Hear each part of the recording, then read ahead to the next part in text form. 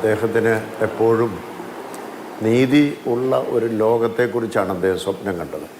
അതേ സമയത്ത് നീതി നഷ്ടപ്പെട്ടിട്ട് സമാധാനം ഉണ്ടാക്കാൻ അദ്ദേഹം പറഞ്ഞില്ല.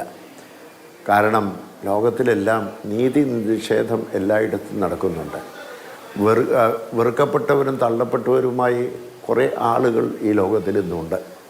അത് കുറേ ആളുകളുടെ പ്രവർത്തനത്തിൽ നിന്നാണ് ഉണ്ടാവുന്നത്. അതുകൊണ്ട് അവരുടെ കൂടെ, പാർശ്വവൽക്കരിക്കപ്പെട്ടവരുടെ കൂടെ, വെറുക്കപ്പെട്ടവരുടെ കൂടെ നിൽക്കാനുള്ളതായ ധൈര്യം അത് ഉണ്ടായി എന്നുള്ളതാണ്.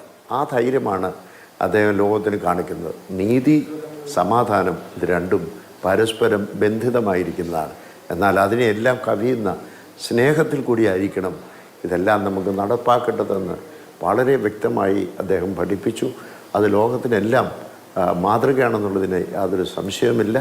അദ്ദേഹത്തിൻ്റെ ഓർമ്മ നീതിയുടെ പ്രവാചകനെന്നും സമാധാനത്തിൻ്റെ ദർശകനെന്നും സ്നേഹത്തിൻ്റെ, കാരുണ്യത്തിൻ്റെ വലിയ ഒരു സ്രോതസ്സെന്നും എല്ലാവരും കാണും എന്നുള്ളതിന് യാതൊരു സംശയമില്ല. അദ്ദേഹത്തിൻ്റെ ഓർമ്മ എപ്പോഴും നമുക്ക് ഭാവി ജീവിതത്തിൽ എല്ലാ ക്രിസ്തീയ സമൂഹത്തിനും മാത്രമല്ല എല്ലാ മനുഷ്യവർഗത്തിനും മാർഗദീപമാണ് എന്നുള്ളതിനകത്ത് യാതൊരു സംശയമില്ല. അതാണ് അദ്ദേഹം നൽകുന്ന ഏറ്റവും വലിയ സംഭാവന നമുക്ക് എന്നുള്ളതിനെ പ്രത്യേകമായി അടിവരയിട്ട് പറയേണ്ടിയിരിക്കുന്നു.